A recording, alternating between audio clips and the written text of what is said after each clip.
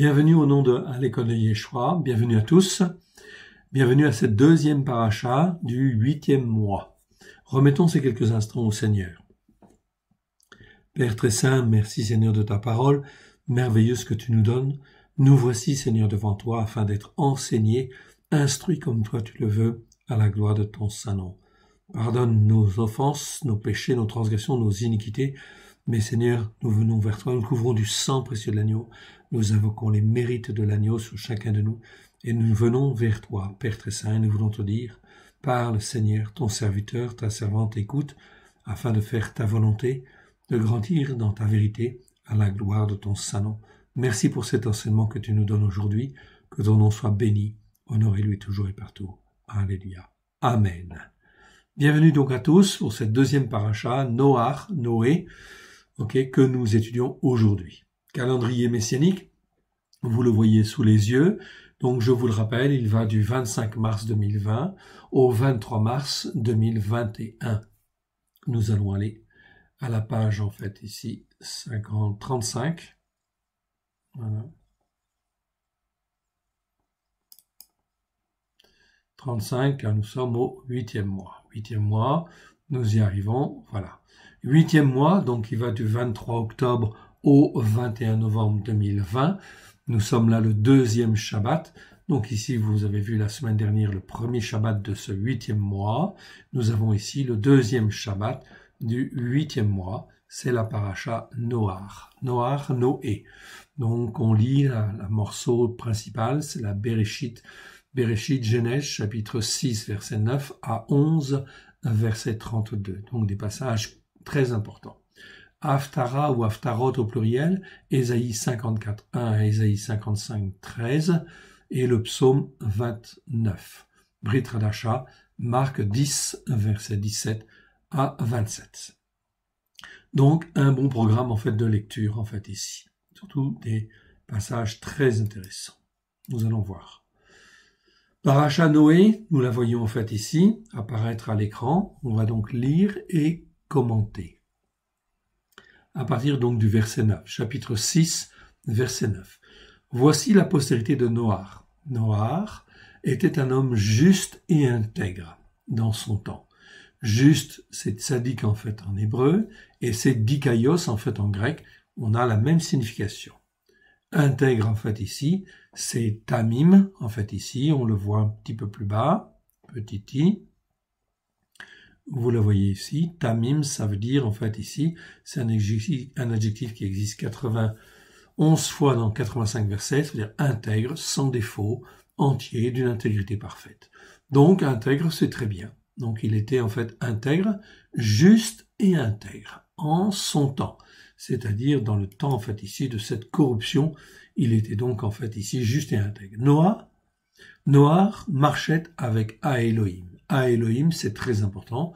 C'est donc pas Elohim tout court ici, c'est Elohim. C'est pour te dire en fin de compte que ici, Noach, en fait, était attaché au seul Dieu unique et vrai, et en fin de compte, il l'écoutait et mettait en pratique ce que Dieu en fin de compte avait donné. Notamment en fin de compte, la Torah, il l'écoutait et il la mettait en pratique. La Torah n'était pas en fait par écrite encore, mais elle était enseignée par oral et en fait aussi transmise et révélée par le Saint-Esprit au travers de Yeshua, bien évidemment, qui s'appelait la parole de Dieu à l'époque. Je vous rappelle le concept en fait ici de Dieu, la parole de Dieu et l'Esprit de Dieu existait. Noah connaissait très bien. Et il sait très bien que celui qui s'appelle la parole de Dieu est un être spirituel qui travaille avec Dieu et l'Esprit de Dieu, et que c'est par lui que le salut, en fait, va venir. Donc, ici, Noé connaît très bien le Christ en devenir, si je puis dire, en fait, ici. Donc, marcher avec Elohim, très important. Noach engendra 3 fils, Shem, Ram, c'est Cham, et Japheth. La terre était corrompue devant Elohim, devant en fait le seul Dieu unique et vrai. Elohim, en hébreu, c'est bien Elohim. Si je prends le texte en fait en hébreu, vous l'avez juste en dessous. Ok, attendez, voilà. On le stabilise un peu. Donc ici, je vois bien Elohim. Ok, et ici, en fait, Elohim. Donc c'était pas le bon passage. C'est en fait ici. Elohim, en fait, ici. Ok, verset 9. Donc je vois bien à Elohim. C'est pas Elohim tout court, c'est à Elohim. Sinon, en fin de compte, dans d'autres versets, j'ai bien en fait Elohim en fait ici. Vous le voyez, ici c'est Elohim, ici c'est à Elohim. Donc ici c'est bien en fait une particularité en fait ici des Écritures où on marche avec à Elohim, où on ne marche pas avec à Elohim. Vous l'avez ici, vous avez un exemple. Donc verset 12. Elohim regarda la terre, et voici, elle était corrompue, car toute chair avait corrompu sa voix sur la terre. Toute chair, en fait, ici. Donc, même, en fait, ici, les animaux, quelque part, en fait, ici, eh bien, en fin de compte, étaient corrompus. Ça, c'est la corruption de l'homme qui se répand, en fait, à l'humanité. Oui, bien sûr, en fait, ici. Au monde entier, en fait, ici. Donc, la corruption, en fait, ici, elle va toucher toute chair. Toute chair avait corrompu sa voix sur la terre. Alors, Elohim dit à Noach, la fin de toute chair est arrêtée devant moi, car ils ont rempli la terre de violence. Voici, je vais les détruire avec la terre. Verset 14, fais-toi une arche de bois de gopher. Donc, bois de gopher, c'est un bois spécial qui devait en fin de compte être très résistant, bien évidemment, notamment au soufre, etc. Ok, quel bois est-ce? Bon, on ne sait pas forcément très bien en fait l'identifier. En tout cas, toujours est-il, c'est du bois de gopher. Donc c'est un bois particulier qui ne se corrompt pas et ne se détruit pas. En fait, ici, il ne se détruira pas facilement. Tu disposeras cette arche en cellules et tu l'enduiras de poids. Ça, c'est intéressant, ce mot-là. De poids en dedans et au dehors. Donc, une construction un petit peu spéciale. Et le mot poids, en fait, ici, c'est un mot un peu spécial, c'est le mot kopher. Kopher, en fait, ici, ça ne veut pas dire poids en réalité. Ça veut dire, en fait, ici, kopher, c'est un mot qui existe, en fait, 17 fois dans 17 versets. Vous le voyez, en fait, ici. En fait, ici, ça veut dire le prix d'une rançon, le rachat, en fait, ici. Donc, ici, comme on construit une arche et qu'on l'enduit, en fait, ici, de quelque chose, en fait, en réalité, on est en train de te dire ici, en fait, on est en train de l'enduire de quelque chose qui est le salut, en fait, ici, qui va, en fin de compte, aussi permettre le salut, sauvegarder, en fait, la vie. On nous parle quelque part du salut au travers de Christ, en fait, ici, de l'onction, en fait, ici, qui est répandue au travers de Christ et qui va enduire, en fait, ici, toute, en fait, ici, l'embarcation, toute l'arche, en fait, ici. Donc, c'est bien, en fait, ici, une onction de salut, en fait, ici. Pour des raisons pratiques, on va garder le mot poids, bien évidemment, mais c'est le mot kopher, en fait, en hébreu, retenez-le. Du reste, on te dit, en fait, ici, tu l'enduiras de poids en dedans et au dehors. C'est-à-dire que tu l'enduiras de quelque chose, du rachat, en fait, ici, au travers de Christ, afin, effectivement, que l'humanité puisse survivre, oui, bien sûr. Et ça ne pourra se faire que comme cela, au travers du salut, en fait, ici, qui sera obtenu au travers de Christ. Verset 15. Voici comment tu la feras. L'arche aura 300 coudées. 300 coudées, avec des coudées qui vont de 44 cm à 54 cm. Ok, on va donner une moyenne, 50 cm. Ça fait 150 mètres de long, en fait, environ. Ok, de longueur. 50 coudées, en fait, de largeur, c'est-à-dire 25 mètres de largeur. Et 30 coudées de hauteur. 30 coudées de hauteur, ça fait 15 mètres, en fait, ici. Donc, ça te donne l'idée, en fait, l'idée du bâtiment. 150 mètres de long, 25 de large, 15, en fait, de hauteur. Tu feras à l'arche, verset 16, une fenêtre, et tu la réduiras d'une coudée à une coudée, c'est-à-dire 50 cm en haut.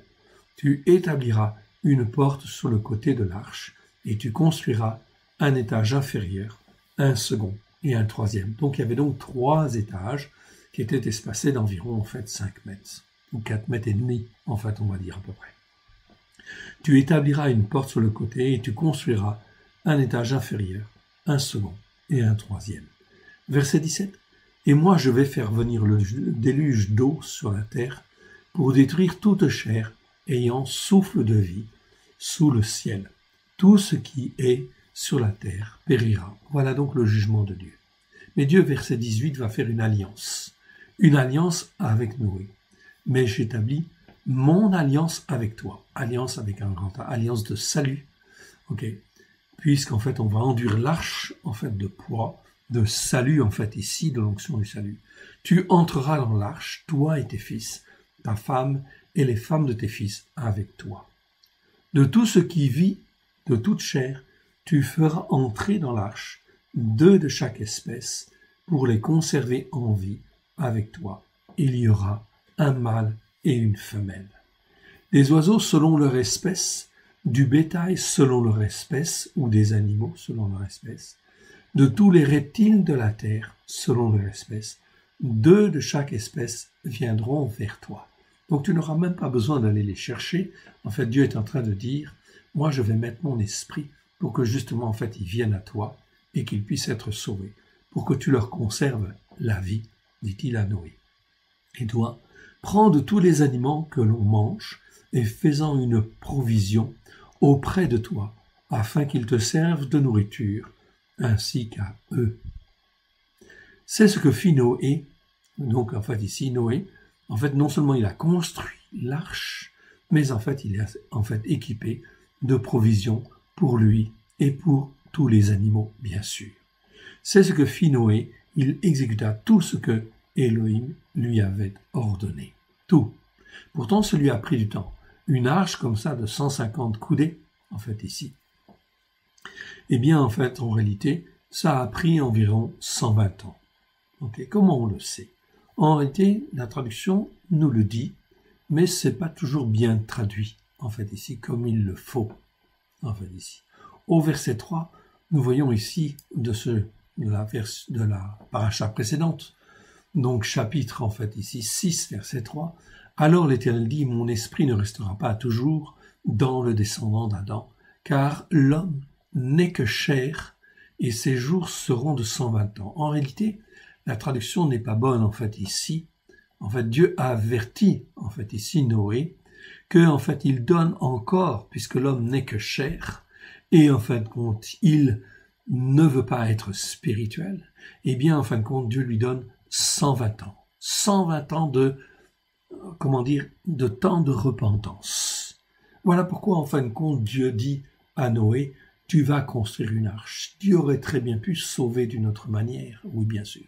Mais il fallait que Noé soit occupé à construire en fait une arche avec ses fils, en fait ici, tout simplement pour que les hommes et les femmes puissent voir qu'il y a là une arche qui est en fin de pointe du salut et qui va sauver l'humanité, afin qu'elle puisse en fait ici avoir l'opportunité de se repentir.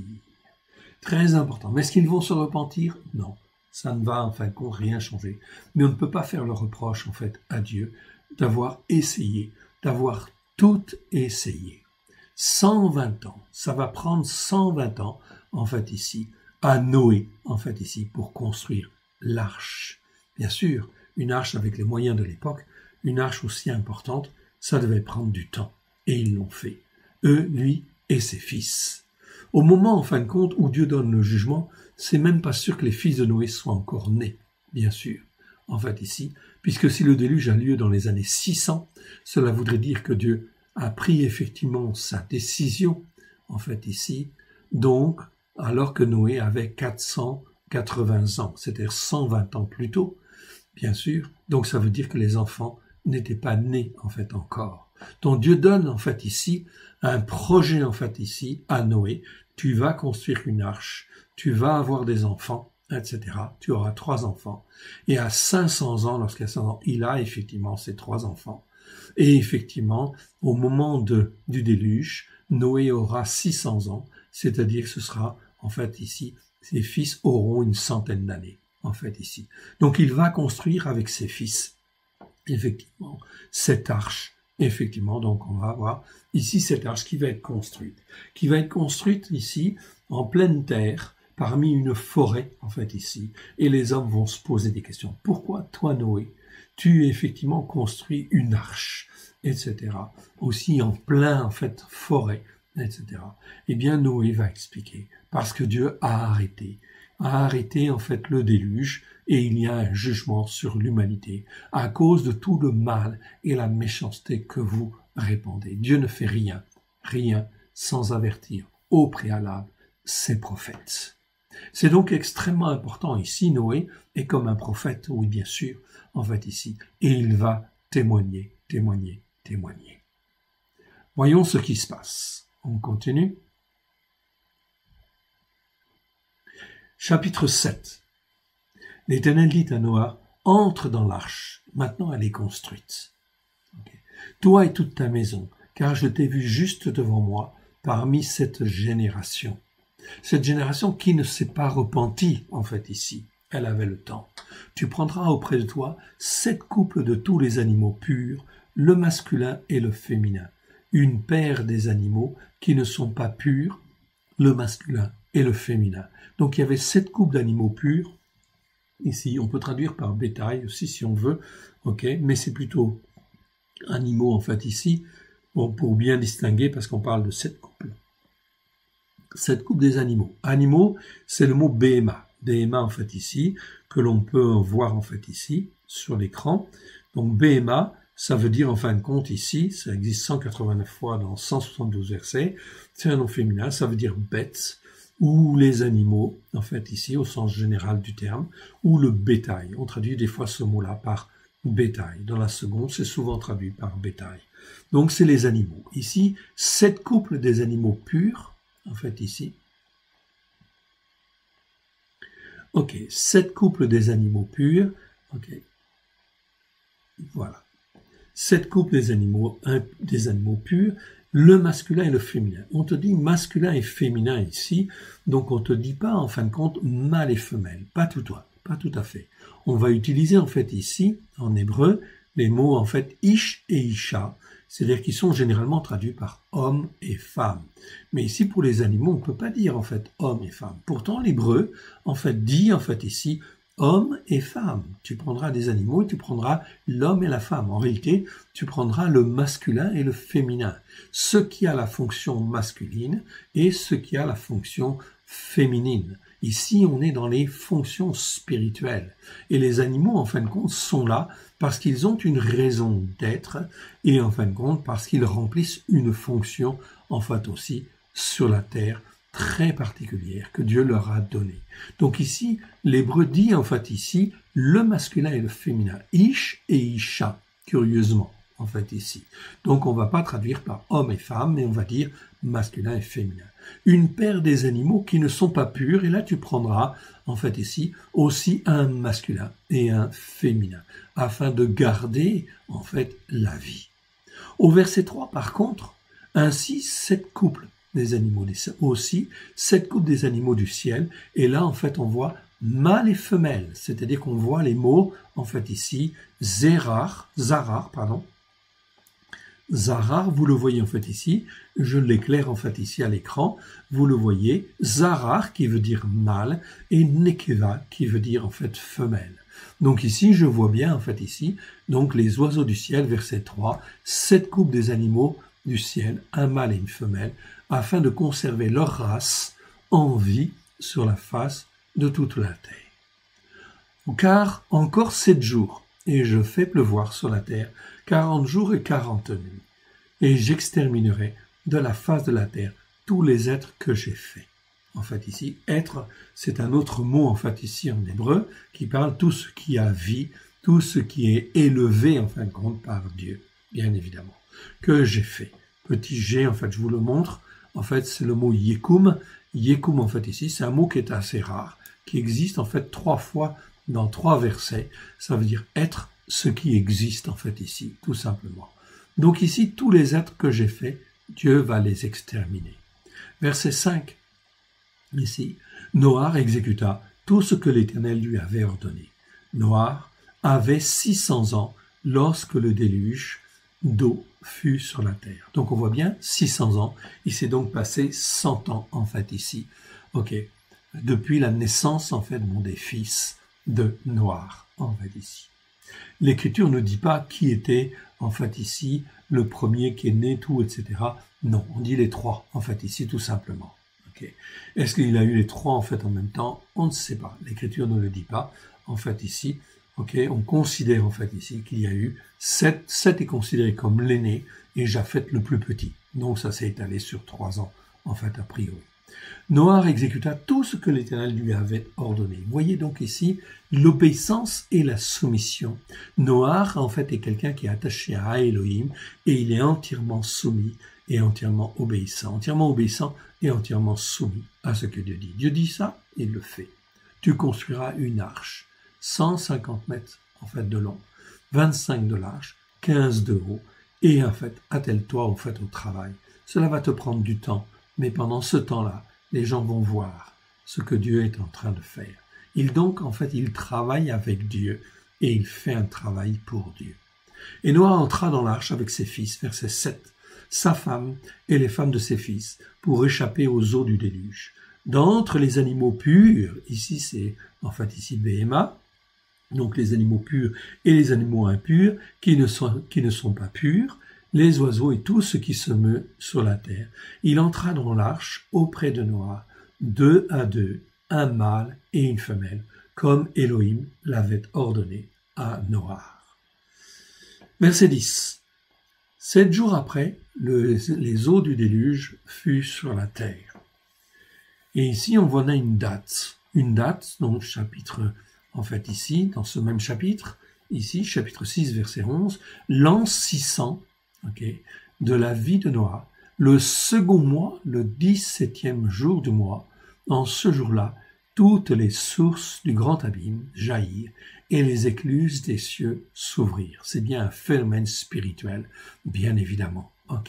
Donc ça, c'est le déluge. C'est bien daté ici de manière précise. L'an 600 du second mois, le 17e jour du second mois. Ici, dans le calendrier, nous sommes forcément inévitablement dans un calendrier des jubilés. Le calendrier lunaire n'existe pas, à l'époque, puisqu'en fait, le calendrier lunaire a été mis en place dans la tradition juive par, les rabbins, donc c'est après Babylone. Donc à ce moment-là, dans ce temps-là, on utilise le calendrier de Dieu, le calendrier des jubilés, qui nous est largement décrit dans le livre d'Enoch, ou le livre des jubilés, ou qu'on a retrouvé effectivement à Qumran, ici. Calendrier que nous avons retrouvé, bien sûr, et nous avons ici, recalé le calendrier, oui, bien sûr. Ça, c'est un calendrier des jubilés. On est sur le même calendrier. Ainsi, cet événement ici, second mois du 17e jour, on pourra le placer très précisément dans le calendrier. Jusqu'à maintenant, ici, nous l'avions fait, ici, en utilisant le calendrier rabbinique, bien évidemment, calendrier lunaire. Mais on s'aperçoit que ce n'est pas bon. Donc, dans la prochaine édition, ce sera bien calé. Et ça, c'est très important. C'est très important, de placer le début du déluge, 17e jour du second mois, dans le nouveau calendrier. Vous l'aurez dans la prochaine édition. C'est très important, pourquoi ? Parce que ça nous parle, du salut. Bien évidemment, on voit l'arche, ici, qui est l'arche du salut. Donc, il se passera certainement aussi des choses très importantes dans lesquelles il faut être calé, bien évidemment. Donc, dans le nouveau calendrier, vous aurez, ici, cet événement. Le déluge va avoir lieu, il va durer 1 an, pratiquement. 1 an. Et en fin de compte, l'année suivante, toujours le second mois, mais ce sera le 27e jour. Eh bien, le 27e jour, les eaux, en fin de compte, auront séché. La terre sera sèche. Ici, donc, c'est très important, car dans le calendrier, nous allons placer ces événements, et ces événements sont des événements prophétiques à souhait, donc qui trouveront leur signification pour les temps, actuels, bien évidemment. On parle là de l'arche, du salut, l'arche de Noé. Et ce n'est pas pour rien. Si les dates sont précisées comme cela, il y a une raison d'être et une raison prophétique. Verset 12. La pluie tomba sur la terre 40 jours et 40 nuits. Vous avez vu dans les semaines passées, des fois, il y a donc ici des pluies qui sont intenses. Ça dure 1 nuit et en 1 nuit, il tombe l'équivalent d'une année de pluie. Effectivement, et ça crée des ravages. Imaginez 40 jours et 40 nuits avec une pluie intense, ici. C'était ce qui avait eu lieu. Dieu ne détruira jamais la terre, complètement comme cela. Mais il permet, ici, ces catastrophes pour rappeler justement le déluge, pour rappeler le salut que Dieu veut garder en fait la vie. Regardez ici, 120 ans en fait de temps de repentance. Cela fait des années que Dieu parle en fait ici. Souvenez-vous, 1948, c'est la création de l'État d'Israël. C'est une clé. C'est en fait ici, cette date-là, c'est une clé en fait ici, pour dire en fin de compte ici, que Dieu en fin de compte restaure Israël, pour qu'Israël accomplisse les temps en fait de la fin. Oui, bien sûr. Dieu a fixé 70 semaines. C'est écrit dans Daniel. Daniel chapitre 9, versets 24 à 27. Vous pouvez vérifier. Okay. Dieu prévoit un temps, en fait, ici, de repentance. Depuis que Dieu redonne la terre d'Israël à Israël, c'est un temps de repentance pour les nations. C'est très important parce que ça va nous donner des clés, en fait, ici, pour les dates, en fait, aussi. Très, très important.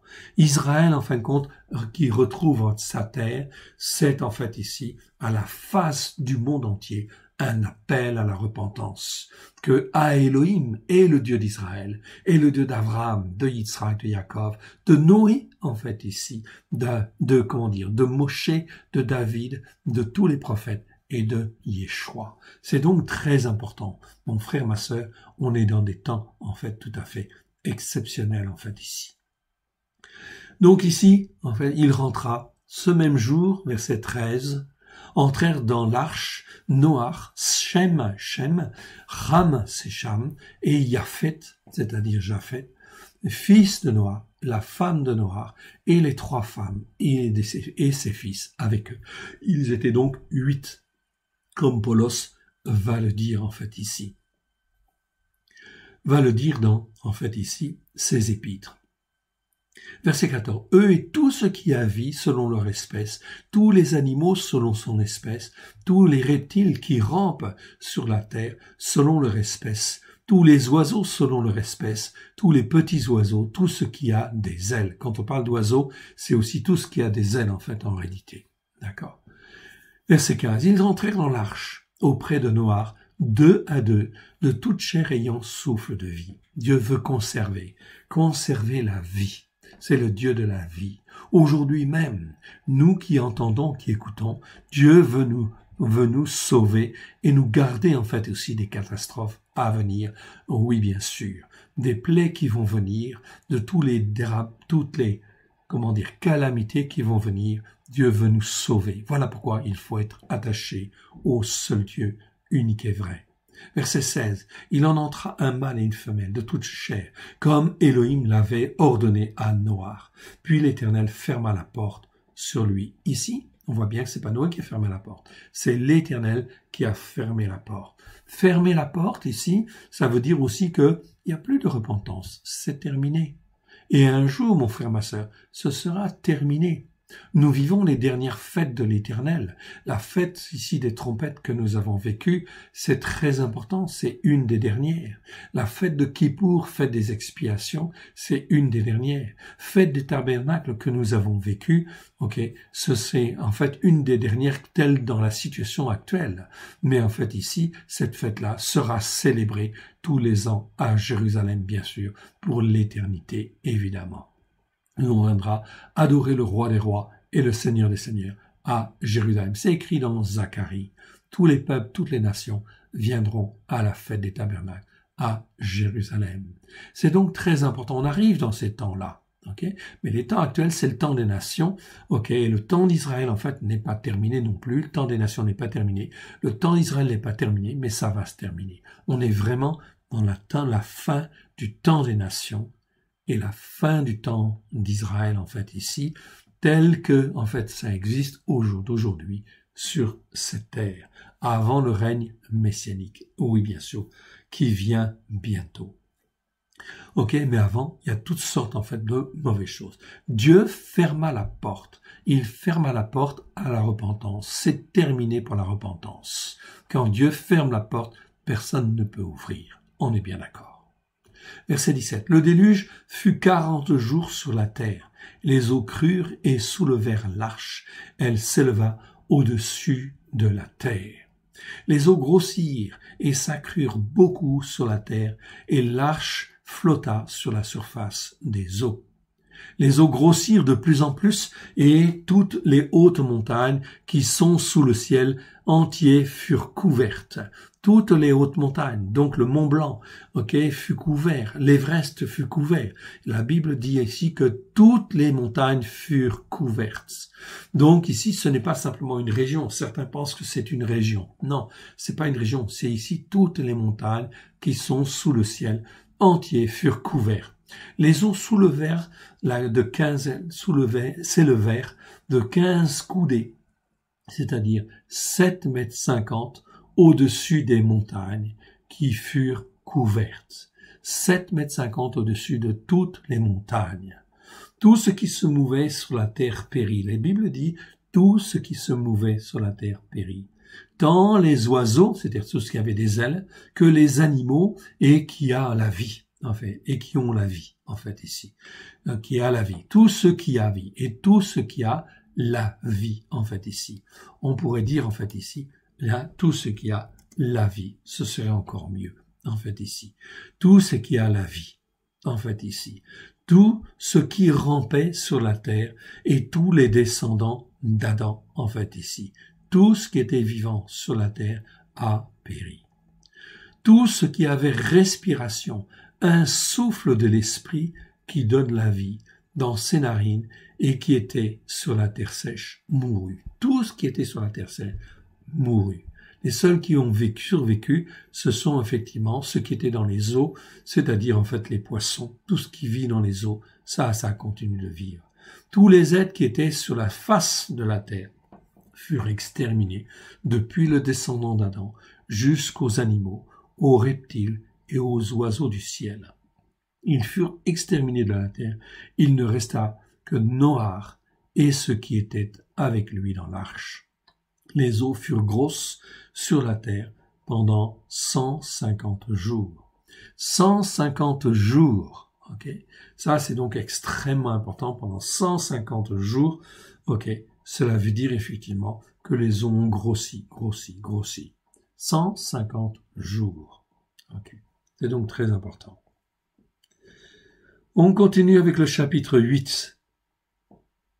Elohim se souvint de tout ce qui a vie et de tous les animaux qui étaient avec lui dans l'arche. Et Elohim fit passer un vent sur la terre et les eaux s'apaisèrent. Donc les eaux se sont calmées. Ce sont des eaux de furie en fait ici quelque part. Et donc, en fait, ici, c'est une préfiguration aussi de ce qui va venir, en fait, ici. Voilà pourquoi il faut être dans le bon bateau.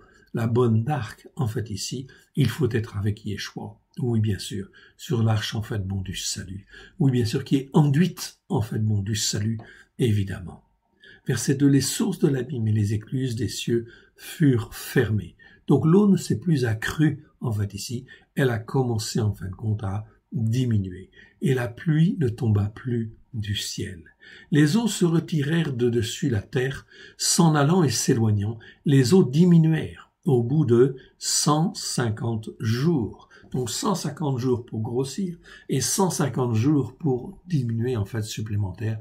En tout, ça fait 300 jours. Ça fait déjà presque une année, On est bien d'accord. Le 7e mois, le 17e jour du mois, l'arche s'arrêta sur les montagnes d'Arara. Donc ici, on te dit en fait aussi, quelque part, le 7e mois, le 17e jour du mois, l'arche s'arrêta sur les montagnes d'Arara. Si je replace ces événements dans le calendrier, en fait ici, messianique des jubilés, bien évidemment, comme c'était en fait ici le calendrier à l'époque, parce que là c'était un calendrier des jubilés qui était utilisé au temps de Noé.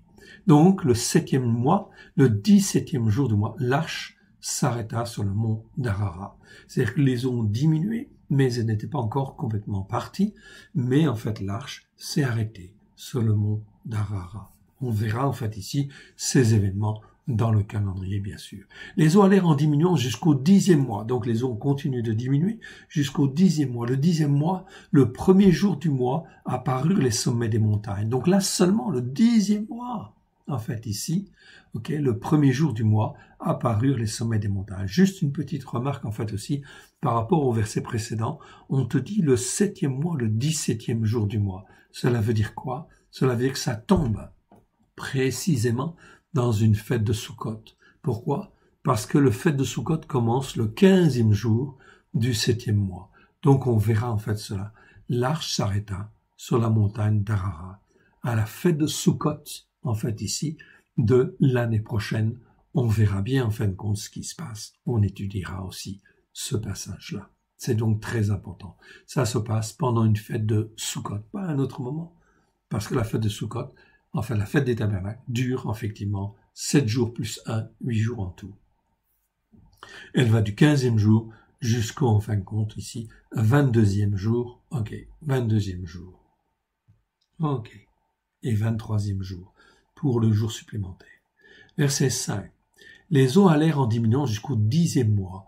Le 10e mois, le premier jour du mois, on te dit premier jour du mois. C'est donc très précis. Apparurent le sommet des montagnes. Au bout de 40 jours, Noah ouvrit la fenêtre qu'il avait fait à l'arche. Il lâcha d'abord le corbeau, en fait, ici. Donc, le corbeau, en fait, est lâché, en fait, ici. Et lâché, il sortit, partant et revenant, jusqu'à ce que les eaux aient séché sur la terre. Mais il ne trouva pas de terre, oui, bien sûr. Ensuite, il lâcha aussi la colombe, pour voir si les eaux avaient diminué à la surface de la terre. Cette fois-ci, c'est une colombe.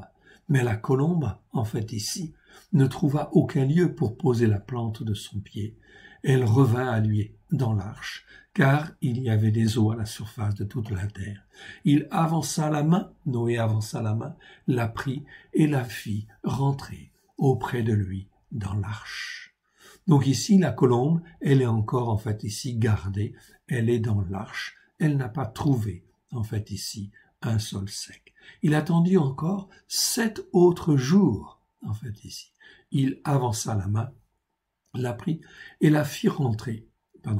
Il attendit encore 7 jours. Il lâcha de nouveau la colombe hors de l'arche. La colombe revint à lui sur le soir. Et voici, une feuille d'olivier arrachée était dans son bec. Donc, puisqu'elle avait arraché une branche d'olivier, ça veut dire que l'eau avait diminué et que, en fait, déjà, un olivier avait paru. Un olivier, mon frère, ma sœur, avait paru. C'est quoi l'olivier? L'olivier, c'est Israël, bien sûr. Une feuille d'olivier apparaît. C'est l'olivier qui apparaît après le déluge, en fait, ici. Tout simplement. Tout ça est une préfiguration, mon frère, ma sœur.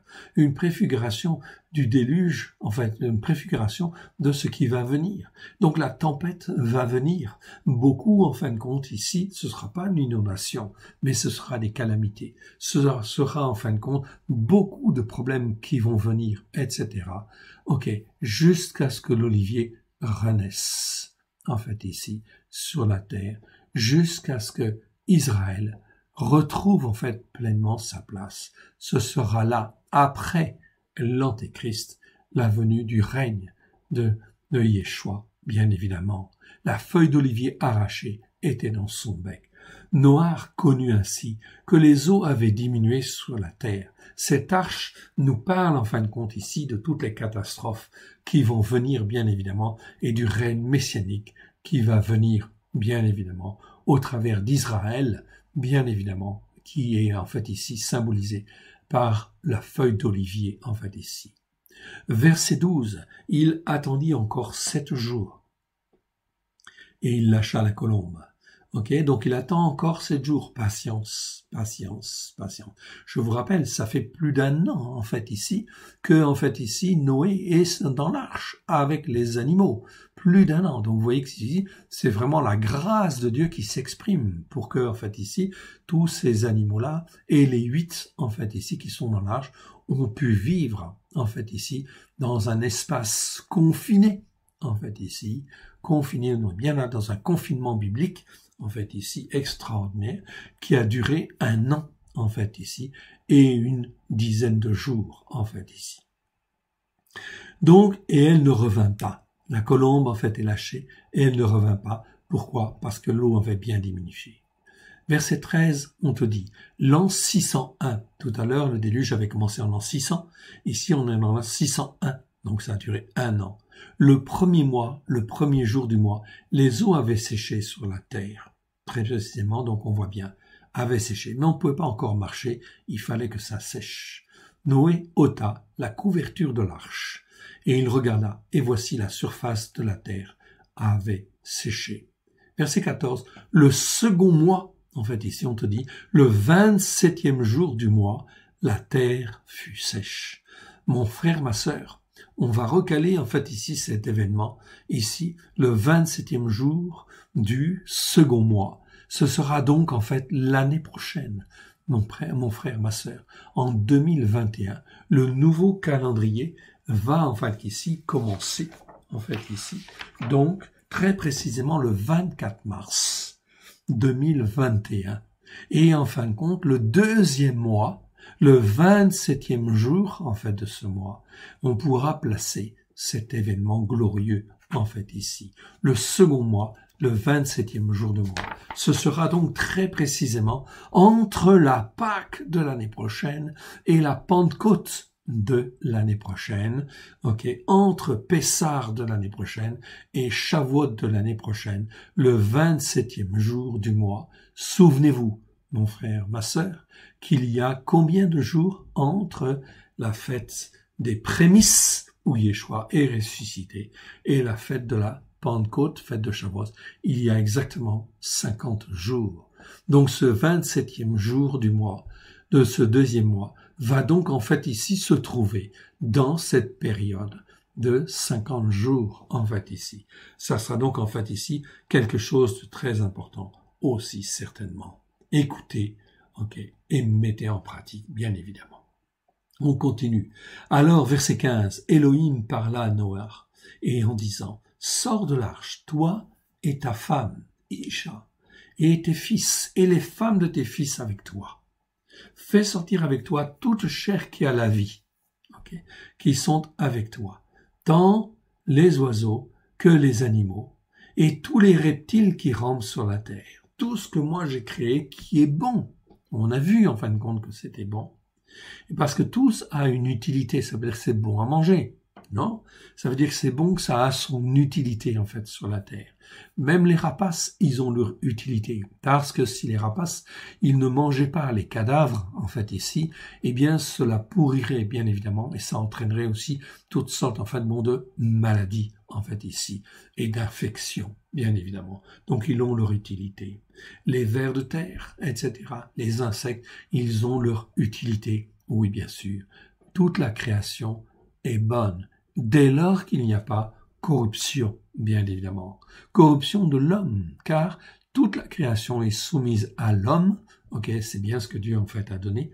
Donc quand l'homme en fait ici est corrompu, eh bien ça amène de la corruption dans toute la création, oui bien sûr. On continue, verset en fait ici, qu'ils se répandent sur la terre, verset 17, et qu'ils soient féconds et multiplient sur la terre. Dieu est le Dieu de la vie. On voit encore là le Dieu qui veut donner la vie, qui est en fin de compte ici le vivant, oui bien sûr par excellence en fait ici. Verset, il n'a rien à voir avec la mort. Non, il veut donner la vie, toujours la vie. C'est pour ça qu'il s'appelle El Shaddai. Le Dieu qui donne la vie, tout puissant, pour donner la vie. Et Noach sortit avec ses fils, sa femme et les femmes de ses fils. Verset 19. Tout ce qui a la vie, tous les reptiles, tous les oiseaux, tout ce qui se meut sur la terre, selon leur espèce, sortirent de l'arche. Noach bâtit un autel à l'Éternel. Il prit de tous les animaux purs et de tous les oiseaux purs, et il offrit des sacrifices d'élévation pour s'élever, pas des holocaustes. Ici, c'est Ola pour s'élever vers Dieu, en fait, sur l'autel. Donc, il fit des sacrifices, bien sûr, pour être agréable à Dieu, pour toujours s'attacher à Dieu, rester attaché à Dieu. Cette image des holocaustes, en fait, ici, des sacrifices d'élévation, c'est l'image de nous-mêmes qui devons nous offrir pleinement, en fait, à l'Éternel, corps, âme, et esprit, afin de rentrer dans l'obéissance pleine et entière à Elohim et la soumission pleine et entière, comme Noah nous le montre en fait ici. noir nous le montre ici. Verset 21. L'Éternel sentit une odeur agréable. Comment en fait Dieu sentit-il une odeur agréable? Est-ce qu'il aime la chair brûlée? Non. Okay. C'est parce que Dieu voit la disposition de cœur, en fait ici, de ces 8 qui sortent en fait ici de l'arche et qui sont prêts à un renouveau en fait ici, a priori. L'Éternel sentit une odeur agréable et l'Éternel dit en son cœur, je ne maudirai plus la terre. Je ne maudirai plus la terre comme je l'ai fait, en fait ici, à cause du descendant d'Adam. Parce que, écoutez bien ici, la structure de ses pensées, des pensées de son cœur, du cœur, ou les pensées du cœur, du descendant d'Adam, littéralement, en fait ici on traduit, parce que la structure, le mot pensée n'existe pas, mais en fait ici c'est vraiment pour l'expliquer, en fait ici, expliquer le sens. Ici on parle du Yetzer, en fait, Yetzer, c'est mieux que simplement penser, parce que Yetzer, ça nous parle, on avait déjà vu ce mot-là. Yetzer, ça nous parle de la structure, de la forme, de la charpente, en fait, ici. On pourrait dire, dans la tradition juive, on dit le penchant, ce qui nous fait pencher. C'est-à-dire, il y a un bon penchant et un mauvais penchant. Mais dans le mot penchant, je n'aime pas cette traduction-là. Pourquoi? Parce qu'en fait, penchant ne parle pas de la structure ou de la forme. Or, ce qui est très important, c'est d'avoir, en fait, dans nos pensées, dans notre cœur, une structure, une forme, un modèle, une charpente. Comme toute construction, lorsqu'on construit, en fait, un bateau, mon frère, ma sœur, on lui fait, en fait, une ossature, on lui fait une charpente. Oui, bien sûr, ok, on lui fait, comment dire? Oui, on lui fait une ossature pour que le bateau ait une certaine forme. Lorsqu'on fait en fait un bâtiment, on lui met des murs porteurs, on lui met en fin de compte des fondements, ok, ici dans le sol, ok, pour que la maison soit solide. On fait une structure en fait ici. Lorsqu'on fait un toit, on fait une charpente. Sinon, le toit en fin de compte ne peut pas tenir, évidemment. Donc c'est ça le mot Yetzer. C'est la structure en fait ici, c'est la forme, c'est le modèle, c'est ce qui nous forme, ce qui fait que l'on devient nous-mêmes un temple, en fin de compte, du Saint-Esprit. Mais pour que je devienne en fait un temple, il me faut en fait ici une structure. Et cette structure, qui est-ce qui nous la donne? C'est Dieu qui nous la donne au travers de la Torah, au travers des commandements, au travers des lois, au travers des manières de juger, etc. Toutes ces choses-là sont saines, sont bonnes, sont saintes. Paulos va le dire.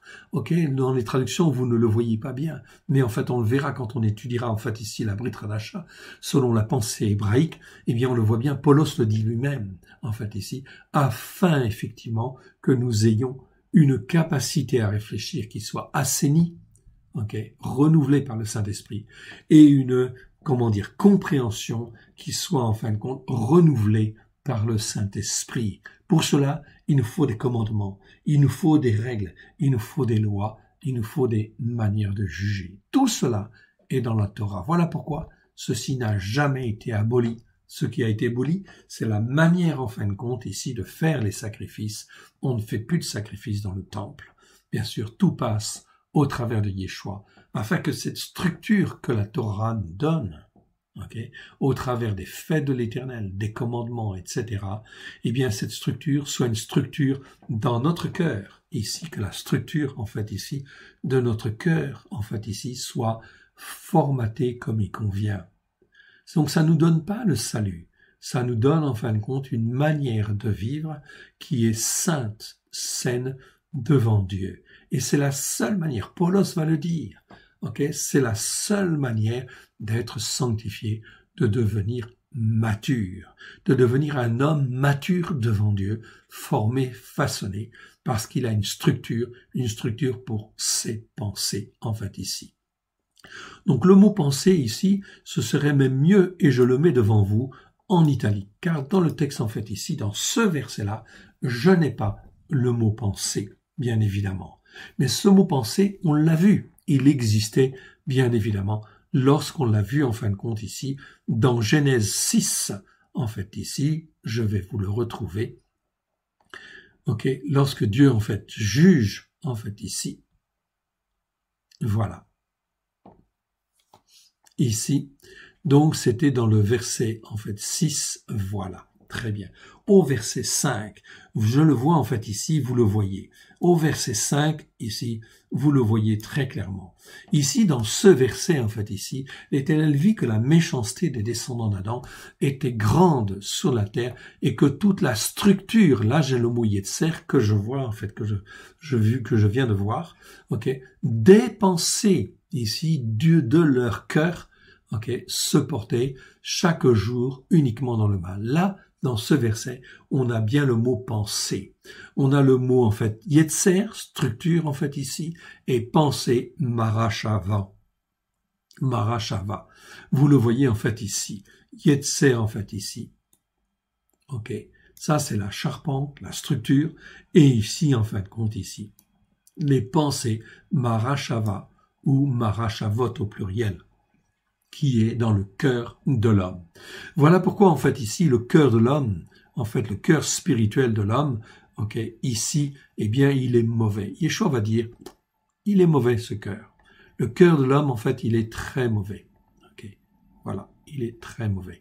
Le cœur de l'homme, la structure, en fait, de son cœur est mauvaise. Voilà pourquoi Yeshua va dire très clairement, c'est mauvais. Ce qu'il y a dans notre cœur, par nature, parce que nous sommes des descendants d'Adam, eh bien, c'est mauvais. Et en fin de compte, tout cela, ça doit être nettoyé. Et Paulos va le dire et va le répéter, en fait, ici, plusieurs fois. Celui qui n'émonde pas, en fait, ici, son cœur, qui reste charnel avec les pensées de son cœur telles qu'elles étaient avant, eh bien, s'il reste avec ses pensées charnelles, eh bien, effectivement, cet homme-là ne rentrera jamais dans le royaume de Dieu, dans le règne de Dieu. Jamais. Il ne peut pas rentrer dans le règne de Dieu. C'est ce qui est écrit dans Galates, en fait, ici, chapitre 5, verset, en fait, ici, 19 à 22. Je vous le montre, en fait, ici. Je prends, en fait, ici, une Bible, ok? C'est même écrit dans la version seconde, hein? Dans toutes les versions, vous le trouverez, en fait, ici. Ok? Eh bien, en fin de compte, ici, je le lis. Voilà. Je trouve le verset. Écoutez bien. Galates chapitre 5, verset 19. 19 à 22. Or, les œuvres de la chair sont évidentes. Ce sont la débauche, l'impureté, le dérèglement, l'idolâtrie, la magie, les rivalités, les querelles aussi, les jalousies, les animosités, les disputes, les divisions, les sectes, l'envie, l'ivrognerie, les excès de table et les choses semblables. Paulos dit aux Galatiens, ici aux Galates, « Je vous dis d'avance, comme je l'ai dit, que ceux qui commettent de telles choses n'hériteront point le royaume de Dieu. » En fait, ici, dans la version seconde, n'hériteront point le règne de Dieu. Donc le règne de Dieu dans ton cœur et dans ta vie est assujetti à la manière dont tu te comportes. Voilà pourquoi il faut remodeler ta structure, en fait, ici, de pensée, bien évidemment. On va en parler beaucoup dans la Brit Radasha, évidemment. Donc ici, je ne maudirai plus la terre à cause du descendant d'Adam, parce, ah oui, j'ai pas fini le verset 22, mais le fruit de l'esprit, c'est l'amour, la joie, la paix, la patience, la bonté, la bienveillance, la foi, la douceur, la maîtrise de soi. La Torah n'est pas contre ces choses, bien au contraire, bien évidemment. Donc vous comprenez en fait ici que c'est très important d'avoir une structure en fait ici. Mais c'est pas parce que tu as cette structure de pensée que tu es sauvé, ça ne te donnera jamais le salut. Mais c'est absolument nécessaire afin d'être formé, façonné et devenir en fait ici saint comme Dieu le veut, bien évidemment. La structure des pensées du cœur du descendant. Donc je mets des pensées ici en italique parce que dans ce verset-là, le mot pensée n'est pas là. Mais la structure du cœur du descendant d'Adam sont mauvaises. Les structures du cœur, en fait ici. On va dire les structures du cœur, ce sera mieux les structures. C'est-à-dire tes manières de penser, si tu veux que ce soit plus clair. Les structures de pensée, en fait, du cœur, on va mettre comme ça, de pensée.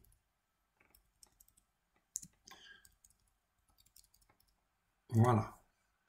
Ok? De pensée, en fait, ici, du cœur, du descendant d'Adam, sont mauvaises dès sa jeunesse. Pourquoi? Parce que nous naissons dans un monde corrompu et qu'il faut se sortir de ce monde corrompu. Comment tu peux te sortir de ce monde corrompu? Première chose, d'être sauvé au travers de Christ Yeshua. Et ensuite, que tu sois éduqué, formé, façonné. Voilà pourquoi Yeshua dit dans Matthieu chapitre 5, verset 17, « Je ne suis pas venu pour abolir la Torah et les prophètes, je suis venu pour l'accomplir. » C'est-à-dire remplir en abondance dans le cœur des gens, en fait ici, avec grâce et vérité. Il va dire ensuite, verset 18, « Pas un seul iota de la Torah ne disparaîtra, que tout ne soit accompli. » Mon frère, ma sœur, écoute, forme-toi, façonne-toi. C'est bien que tu fasses les fêtes de l'Éternel déjà, c'est une bonne chose.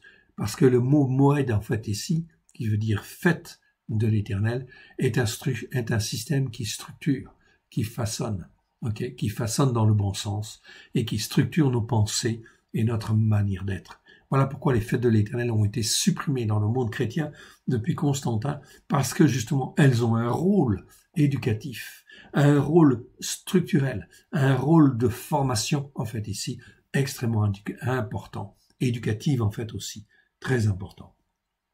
Donc, sont mauvaises dès la jeunesse. Je ne frapperai plus tout ce qui a la vie, comme je l'ai fait, tant que la terre subsistera, les semailles et la moisson, le froid et la chaleur, l'été et l'hiver, le jour et la nuit ne cesseront point. Donc Dieu ici promet que cela sera préservé, en fait ici, que la terre, telle qu'elle est, sera préservée. Il va prévoir le salut au travers de Christ Yeshua. Et depuis 2000 ans, en fait ici, tout est accompli, mon frère, ma sœur, pour que le règne de Dieu, en fait, soit dans ton cœur et dans ta vie. Repens-toi, car le règne de Dieu est proche. Nous avons ça dans les évangiles. Oui, bien sûr. Yeshua va le dire, les disciples vont le dire. Dans Matthieu, on va même dire, le règne, repens-toi, car le règne des cieux est proche. Et quand on dit règne des cieux, c'est le règne des valeurs spirituelles de Dieu. Et là, si tu le comprends, on est dans une dimension spirituelle, en fait, très importante. Si tu comprends cela, tout est accompli à la croix pour que le règne des cieux, le règne des valeurs de Dieu, soit dans ton cœur et dans ta vie, déjà dès aujourd'hui, si tu le veux, si tu veux obéir, si tu veux écouter et mettre en pratique, si tu veux totalement te soumettre à Dieu, Dieu va agir. Il n'attend que ça. En fait, ici, il attend que ton feu vert. Jamais il ne va te violer. Jamais il va te forcer. C'est comme tu veux. C'est oui ou c'est non. En fait, ici. C'est pas oui peut-être. C'est pas un oui, en fait, à moitié oui. Non. C'est un oui. Ou un non. En fait, ici. Donc, c'est clairement, en fait, ici, est-ce que tu veux que l'accomplissement de Dieu soit dans ton cœur et dans ta vie? Alors, modèle la structure de tes pensées selon effectivement la Torah, avec grâce et vérité, au travers de Christ Yeshua. Dieu dit en fait compte ici qu'il ne détruira plus jamais en fait la terre par les eaux, oui. En fait, on le sait, elle sera détruite par le feu, oui bien sûr. Mais aujourd'hui, Dieu met l'arc en fait dans la nuée, en fait ici, l'arc-en-ciel, en signe de témoignage. On arrive au chapitre 9. Elohim bénit Noah et ses fils et leur dit, soyez féconds, multipliez et remplissez la terre. Donc il dit maintenant vous sortez et vous remplissez en fait la terre et vous la multipliez. Vous serez un sujet d'épouvante et d'effroi pour tout ce qui a la vie sur la terre. C'est pas tout animal tout simplement, c'est tout ce qui a vie. Tout ce qui a vie sur la terre, pour tout oiseau du ciel, pour tout ce qui se meut sur la terre, et pour tous les poissons de la mer, ils sont livrés entre vos mains. Tout ce qui est en fin de compte sur la terre est livré entre les mains de l'homme. C'était la volonté en fait de Dieu. C'est-à-dire qu'en fait ici, aucun animal, aucune bactérie en fait aussi, n'est pas assujettie à l'homme. Elle est assujettie à l'homme dès lors que l'homme reste attaché à Dieu, s'attache à Dieu. Mais si l'homme, en fait, ici, ne s'attache pas à Dieu, effectivement, la corruption fait que l'homme ne peut pas dominer, en fait, pleinement, comme il le devrait sur la terre, et notamment dans le monde médical. Il ne peut pas dominer sur les bactéries ou les virus. Oui, bien sûr. C'est-à-dire qu'il n'aura pas, en fait, ici, la réponse. en fait ici, immunitaire, bien évidemment. Il y a des solutions partielles, etc. Mais la vraie réponse, bien sûr, c'est Dieu qui l'a. Okay. Dieu, il a la réponse. Si demain, en fin de compte, Dieu voulait donner la réponse, en fait ici, d'un vaccin, il pourrait le donner. Il le donnerait tout de suite. Il dit et la chose arrive. C'est ça, notre Dieu. Or, cela n'arrive pas et n'arrivera pas. En fait, ici, ça veut dire qu'on ne va pas trouver un vaccin. Dieu, dans sa grande bonté, lui, il veut toujours donner la vie. Et en fin de compte, il va la donner certainement à un moment donné ou à un autre. Ok, verset 2. Vous serez un sujet d'épouvante et d'effroi pour tout ce qui a la vie sur la terre, pour tout oiseau du ciel, pour tout ce qui se meut sur la terre et pour tous les poissons de la mer. Ils sont livrés entre vos mains. Tout ce qui se meut et qui a la vie vous servira de nourriture. En fait, ici, ça veut dire qu'on pouvait manger de tout, évidemment, en fait, ici, mais en fait, ici, de tout ce qui est cachère, ou bien sûr, c'est-à-dire qui est recommandé, en fait, par Dieu. Dieu va donner des règles, en fait, ici. Ok, je vous donne tout cela comme l'herbe verte. Ici, Dieu voulait dire que avant, en fait, il y avait que l'herbe, en fait, ici, que ce qui est, en fait, végétal ne pouvait être mangé avant le déluge. Mais après le déluge, en fait, ici, Dieu va donner aussi la chair. Donc, on va manger de la viande, en fait, aussi, en fait, ici. Après le déluge, Dieu donne la viande. Avant, ce n'était pas, en fait, ici. Avant le déluge, on mangeait pas de viande. Okay, pas de viande, c'était suffisant. Mais à cause de la corruption, en fait, ici, eh bien, effectivement, et le déluge, la viande, en fait, est donnée. Verset 4. Seulement, vous ne mangerez point de chair avec son âme, avec son sang. Âme, c'est le mot nefesh, en fait, ici. Donc, on va bien laisser, en fait, ici, le mot nefesh. Nefesh, en fait, ici, je le vois, en fait, ici, dans l'écriture. En fait, ici. Nefesh. C'est bien le mot âme. Âme, en fait, ici. Ok. Le sang, c'est l'âme. Comme dans, en fait, 9.4 ici. Le sang, c'est l'âme. Cela veut dire, ok, que le sang est porteur de tout d'un héritage, en fait, ici, spirituel. Okay. Dire.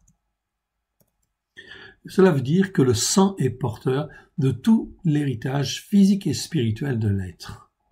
Okay. Qu'il soit en fait ici un homme ou un animal, c'est donc très important quelque part. C'est pourquoi on ne doit pas manger de sang, parce qu'il y a un héritage spirituel qui vient au travers en fait du sang. Pas seulement un héritage physique, il y a des maladies qui sont transmises en fait au travers du sang. En fait, on le sait en fait ici, mais on ne sait pas tout. L'homme ne sait pas tout. Mais Dieu te dit, le sang, attention, ça c'est précieux. C'est la vie, en fin de compte, de l'âme. C'est pourquoi il ne doit pas être mangé par un autre être humain, bien évidemment. Donc voilà, le sang doit être, en fait, ici, sorti de l'animal, évidemment. Ok. Verset 4, vous ne mangerez point de chair avec son sang, avec son âme, avec son sang. Sachez-le aussi, je redemanderai le sang de vos âmes, et je le redemanderai à tout animal. Donc tout animal qui, en fait, ici, dévore un autre animal, bien sûr, Dieu lui demandera, en fait, redemandera ça, en fait, en jugement, oui, bien sûr. Et je redemanderai l'âme du descendant d'Adam au descendant d'Adam. Donc ça, c'est très important, en fait, ici, l'âme d'un homme, okay, le sang d'un homme, c'est très important, il ne doit pas être répandu par un autre descendant. Sinon, en fait ici, le jugement en fait de Dieu, c'est quoi? C'est la peine de mort, en fait ici, à l'homme qui est son frère. Donc ici, la peine de mort, en fin de compte, ici, s'il n'y a pas de circonstances atténuantes, des choses comme ça, il doit être jugé, mais s'il y a, en fin de compte, meurtre, eh bien, en fait, ici, le jugement juste fait que l'homme doit mourir. Un terroriste, en fait, qui tue mon frère, ma sœur, la sanction, ça devrait être la peine de mort, selon, effectivement, un jugement, en fin de compte, de Dieu. Okay. Pourquoi? Parce qu'il répand, en fin de compte, la mort, en fait, ici. Ok, ici. Et il a une culture de mort, une culture qui est loin, en fait, ici, du Dieu de la vie, bien évidemment. Donc Dieu dit, en fin de compte, que ces hommes-là ne méritent pas de vivre. Donc mais ça doit être jugé. Mais dans un jugement juste, en fait, aussi, quelque part. Donc ici, en fait, on peut très bien ne pas être pour la peine de mort, mais Dieu est pour la peine de mort. La preuve, c'est qu'il a condamné Christ Yeshua, en fait, ici, pour nous, en fait, ici, et heureusement, parce que sinon nous ne serions pas là, et nous ne serions pas sauvés. En fait, ici. Donc Dieu a payé, il a été condamné à mort à notre place. Donc vous voyez que la condamnation à mort est juste devant Dieu quelque part, bien évidemment. Quand on juge comme Dieu juge. Verset 5, sachez-le aussi. Donc si on n'est pas d'accord avec ça, ça veut dire quoi? Je m'arrête un instant là-dessus. Si on n'est pas d'accord avec ça, ça veut dire quoi? Ça veut dire quelque part dans notre manière de réfléchir, dans notre structure de pensée, eh bien on est déformé. On est déformé par les choses de ce monde à cause de la corruption, en fait, ici. On n'est plus dans les structures, en fait, de pensée de Dieu.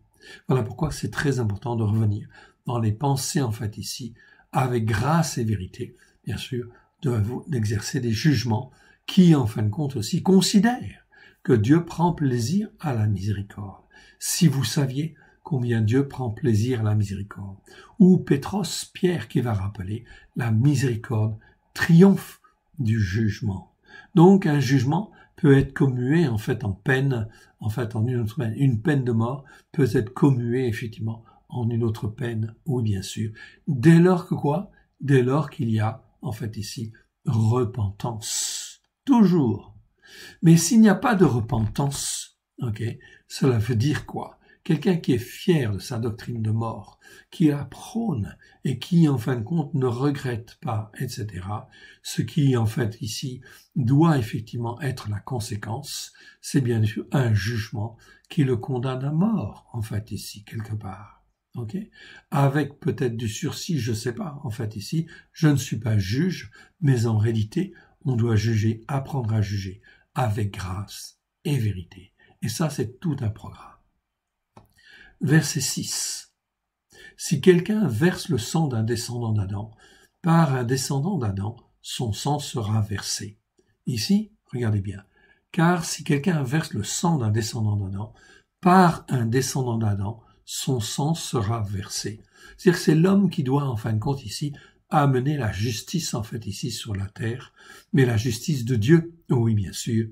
Donc ici, ça, c'est extrêmement important. On est là dans les structures de pensée de Dieu, bien évidemment, dans lesquelles on doit apprendre. Car Elohim a fait le descendant à son image. Donc le descendant d'Adam, Adam est fait à l'image de Dieu. Voilà pourquoi, en fait, ici, nous devons, en fin de compte, ici, apprendre à marcher avec Dieu. Verset 7. Et vous, soyez féconds et multipliez, répandez-vous sur la terre et multipliez sur elle. Elohim parla encore à Noah et à ses fils,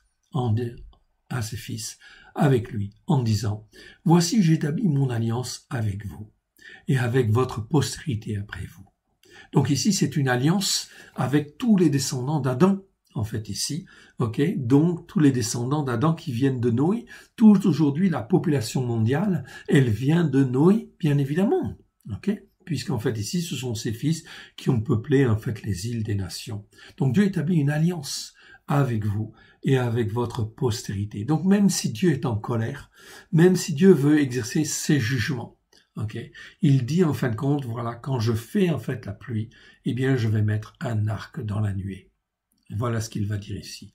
Et avec tous les êtres vivants qui sont avec vous, tant les oiseaux que le bétail, tous les animaux en fait de la terre, soit avec tous ceux qui sont sortis de l'arche, soit avec tous les animaux de la terre, j'établis mon alliance avec vous. Aucune chair ne sera plus exterminée par les eaux du déluge. Il n'y aura plus de déluge pour détruire la terre. Ça ne veut pas dire qu'il n'y aura pas des déluges, ok? Non. En fait, ce sera comme des signes, mais chaque fois, c'est comme des signes d'appel à la repentance, bien évidemment. Mais Dieu ne détruira plus la terre comme il l'a fait, à cause, en fin de compte, de ses jugements. Non. Mais en réalité, pour signaler sa présence et sa colère, eh bien, il va mettre aussi un arc dans la nuée. Et il va dire, en fait, ici, verset 12, et Elohim dit, c'est ici le signe de l'alliance que j'établis entre moi et vous, et tous les êtres vivants qui sont avec vous, pour les générations à toujours. J'ai placé mon arc dans la nue, et il servira de signe d'alliance entre moi et la terre. Donc mon frère, ma sœur, chaque fois que tu vois un arc-en-ciel, c'est le rappel que Dieu est furieux, est en colère, oui. Qu'il a été en colère et qu'il a détruit la terre. Et qu'il ne la détruira plus par les eaux, même s'il est très en colère. Et notre Dieu est très en colère. La fureur de sa colère est déjà là quelque part. On le voit avec le Covid-19 qui est une épidémie mondiale, en fait ici, pour interpeller tous les hommes. Mais est-ce que pour autant que les hommes se repentent? Non. Le confinement a eu lieu, mais en réalité, on déconfine, mais on ne s'occupe plus de Dieu. Et en fait, la repentance n'est pas là. La repentance, le repentir se dérobe à mes yeux, en fait. Dieu dit au travers de la bouche du prophète Osée. La repentance, en fait ici, le repentir, se dérobe à mes yeux. Alors Dieu fait d'autres signes, en fait ici. Okay. D'autres signes, et il va encore en faire. Verset 13, j'ai placé mon arc dans la nuée, et il servira de signe d'alliance entre moi et la terre. C'est pour ça que quand on voit le signe, okay, moi je me réjouis. Je me réjouis en fait aussi, pourquoi? Parce que Dieu exerce encore sa bonté et sa miséricorde, et qu'il nous fait un clin d'œil. Il est là, en fait ici. Il est là toujours présent, en fait ici, et il voit. Il voit toutes choses, tout, il voit tout. Verset 14. Quand j'aurai rassemblé les nuages au-dessus de la terre, l'arc paraîtra dans la nuée, et je me souviendrai de mon alliance entre moi et vous, et tous les êtres vivants de toute chair, et les eaux ne deviendront plus un déluge pour détruire toute chair. Non. Okay. Cela peut faire des dégâts. Il peut y avoir en fin de compte des morts. Oui. Bien sûr, parce que tout ça, c'est un rappel. C'est un rappel, en fait, aussi, quelque part. En fait, aussi, c'est cruel, on est bien d'accord, ok. Mais Dieu appelle à la repentance. Voilà pourquoi il faut prendre, en fait, ici, le taureau par les cornes et, en fait, vraiment se poser les bonnes questions. Les bonnes questions. Sinon, ce sera de pire en pire. Verset 16. L'arc sera dans la nuée, je le regarderai, pour me souvenir de l'alliance perpétuelle entre Elohim et tous les êtres vivants de toute chair qui est sur la terre. Et Elohim dit à Noah, tel est le signe de l'alliance que j'établis entre moi et toute chair qui est sur la terre. Voilà donc qui est extrêmement important, bien évidemment, en fait ici. Donc chaque fois que je vois l'alliance, le signe, en fait, ici, dans le ciel, je peux me réjouir. C'est un clin d'œil de l'Éternel. Il est là. Et en fin de compte, il te dit, coucou, je suis là, quelque part. Ok. Je vois tout ce qui se passe sur la terre. Je suis en colère. Ok. Et ma colère va se répandre. Oui, bien sûr. Puissent les hommes et les femmes se repentir comme il convient à la gloire de mon saint nom, en fait, ici. Ok. On continue en fait ici ce chapitre ici pour terminer ce chapitre. Okay. Les fils de Noach qui sortirent de l'arche étaient Shem, Ram et Japhet. Ram fut le père de Canaan. Selon là, les trois fils de Noach, et c'est leur postérité qui peupla toute la terre. On te dit clairement. Donc on est tous fils et filles de Noé, en fait, ici quelque part. Et Dieu a fait une alliance perpétuelle. Donc voilà pourquoi cette alliance, je la vois, en fait, ici dans le ciel, elle est perpétuelle. C'est un signe de la présence de Dieu, bien évidemment, et d'un appel à la repentance. Ce sont là les trois fils de Noach, et c'est leur postérité qui peupla toute la terre. Verset 20. Noach commença à cultiver la terre et il planta de la vigne. Donc il planta de la vigne. La tradition en fait juive dit que il aurait mieux fait déjà de planter en fait ici des choses, en fait ici de la nourriture, des choses comme ça, des céréales, ok, plutôt que de planter de la vigne, parce que il va s'enivrer. Ok, eh bien Noach, oui, il s'est enivré. Il but du vin, s'enivra, ok, et se découvrit au milieu de sa tente. Voilà donc en fait ici une erreur de Noach. Bien sûr, tout homme en fin de compte, est sujet à l'erreur et là, il a fait une erreur, il a eu une faiblesse. En fait, il s'enivra et se découvrit au milieu de sa tente. Ram, père de Canaan, vit la nudité de son père et il le rapporta dehors à ses deux frères. Ici, ce verset est terrible. Et Ram, Cham, père de Canaan, vit la nudité de son père. Quand on dit vit la nudité de son père, cela veut dire qu'en fait il abusa, en fait ici, de son père, sexuellement, en fait ici. Entendez bien, en fait ici, c'est bien ça qui se passe, en fait ici. Il vit la nudité de son père. Il le rapporta dehors à ses frères.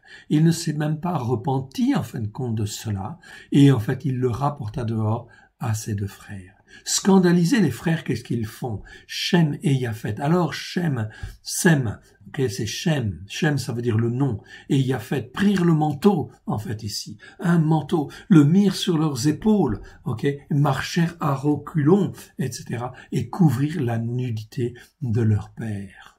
Comme leur visage était détourné, ils ne virent point la nudité de leur père. Ils ont respecté, ils ont été attentifs à respecter la nudité. Ils ne l'ont même pas vu, en fait, ici. Bien sûr qu'ils n'ont pas touché à leur père, bien évidemment, ça va de soi, en fait, ici, mais en fait, ils ont eu la décence de même, en fait, ici, détourner, en fait, les yeux et de marcher à reculons. On te dit marcher à reculons. Ils ne virent point la nudité de leur père. Verset 24, regardez, c'est terrible. Lorsque Noach se réveilla de son vin, il est sorti de son alcool, en fait, ici. Il apprit quoi? Il apprit ce que lui avait fait son fils cadet. Ici, ce que lui avait fait, on te confirme en fait ici qu'il y a en fait eu abus en fait sexuel en fait ici. Ce que lui a fait son fils cadet. Qu'est-ce qu'il lui a fait? Eh ben des choses mauvaises qui vont entraîner en fait ici des malédictions bien sûr, des malédictions sur le fils en fait de Cham, puisqu'en fait ici c'est le fils qui a en fait été mauvais, malveillant en fait ici, qui a abusé en fin de compte ici de son père pendant son sommeil et en fin de compte pendant qu'il était en fait touché par le vin, en fait qu'il était enivré, et bien en fait parce qu'il a abusé de son père, et bien il va attirer des malédictions non seulement sur lui, mais sur son fils. Ici, verset 25, Noé va dire, et il dit, maudit soit Canaan. Maudit, c'est le verbe hara. C'est vraiment maudire, en fin de compte, d'une manière vraiment méchante, avec imprécation, etc. Maudit soit Canaan, le fils de Ham, qu'il soit l'esclave des esclaves de ses frères. Voilà pourquoi toute la descendance, en fait, ici, en fait, de Canaan, de Canaan, va être maudite, en fait, ici, à cause de cette abomination, en fait, qui a eu lieu ici, de cette homosexualité, en fait, avérée, bien évidemment. Voilà pourquoi tous les peuples de Canaan sont souvent, en fait, aussi, quelque part, attirés par cela, parce que la malédiction est transmise de génération en génération. Inévitablement, ces malédictions ne peuvent être brisées, cassées, qu'au travers du Christ. Oui, bien sûr. Que dès lors que l'on se convertit à Christ, Christ a été fait malédiction afin de restituer, bien sûr. Là, ils sont maudits. Donc, des peuples sont maudits. Donc, des peuples entiers vont être, en fait, ici, vont être tenus dans l'esclave. Qu'ils soient l'esclave des esclaves de ses frères. Mon frère, ma sœur, comprends bien ce qui se passe, en fait, ici. La descendance de Cam, eh bien, elle sera l'esclave des esclaves de ses frères. C'est-à-dire qu'elle va être maintenue dans une pauvreté, en fait, ici, physique, à cause de ces malédictions, bien évidemment. Voilà pourquoi aussi beaucoup de peuples, en fait, en Afrique, sont des descendants de Cham et sont été maintenus pendant, en fait, des années, des siècles, des générations, en tant, en fait, esclaves des esclaves, de ses frères, en fait, aussi. Bien évidemment. Ce sont des répercussions, ce sont des malédictions qui existent. C'est ça une malédiction. Tu es maintenu dans, en fait, ici, une pauvreté. Ça ne veut pas dire que toi, tu vas être systématiquement homosexuel. Non, mais tu vas avoir des tendances, en fait, ici, qu'il va falloir combattre, que tu pourras combattre, mais la malédiction est toujours là. Donc la malédiction va s'exprimer par autre chose, en fait, ici, parce que ça donne des droits à Satan. Comprends le principe des malédictions, c'est très important. Car en fait ici, Yeshua a été condamné à mort. Merci Seigneur. Parce que Dieu l'a jugé. Il a jugé son propre fils. Et il a fait en fait peser sur Yeshua tout ce qui nous condamnait. Tout ce qui nous condamnait. péché, transgression, iniquité, c'est-à-dire en fait aussi les malédictions, en fait ici, qui viennent en fait ici de nos pères, bien évidemment. Il dit encore, béni soit l'Éternel Elohim, l'Elohim de Shem, de Sem, et que Canaan soit leur esclave. Voilà pourquoi ils seront assujettis, en fait ici, en fait au travers des malédictions, bien évidemment, aux nations qui sont effectivement, qui vont peupler la terre, et qui vont en fait descendre de Shem et en fait de Japheth, oui bien sûr. Elohim de Shem, que Canaan soit leur esclave, en fait ici. Que Elohim étende les possessions de Japheth. Japheth, c'est Japheth, et Japheth va s'étendre partout en Occident, qu'il habite dans les tentes de Shem. C'est-à-dire que spirituellement, en fait ici, Japheth, c'est principalement les nations occidentales, et les nations occidentales, eh bien, Dieu dit en fait ici qu'ils puissent en fait vivre dans les tentes de Shem, c'est-à-dire dans les enseignements de Shem, c'est-à-dire des Sémites, c'est-à-dire des Juifs, c'est-à-dire qu'ils peuvent en fait vivre dans les tentes des Sémites. Et les nations occidentales, eh bien, en fin de compte, ici, sont chrétiennes. Oui, bien sûr, la plupart du temps, dans une culture judéo-chrétienne. Donc, elles peuvent vivre, en fait, ici, dans les tentes de Sem, dans les enseignements de Sem, en fait, ici. Donc, des Juifs, en fait, ici, elles en font, comment dire, il y a une influence qui est claire, en fait, ici. C'est l'influence judéo-chrétienne, en fait, ici, qui s'exprime. Les tentes, c'est l'enseignement spirituel de Sem, de Shem, c'est-à-dire des Juifs, en fait, ici. Donc, Dieu dit, en fait, ici, que les nations occidentales peuvent vivre, effectivement, en fait, ici. En fait, ici, elles vont déformer les choses, oui, on est d'accord, mais elles pourront vivre dans les enseignements, en fait, ici, de Shem. Et que Canaan soit leur esclave. Canaan, au contraire, en fait, ici, eh bien, sera une descendance qui sera très souvent, en fait, esclave.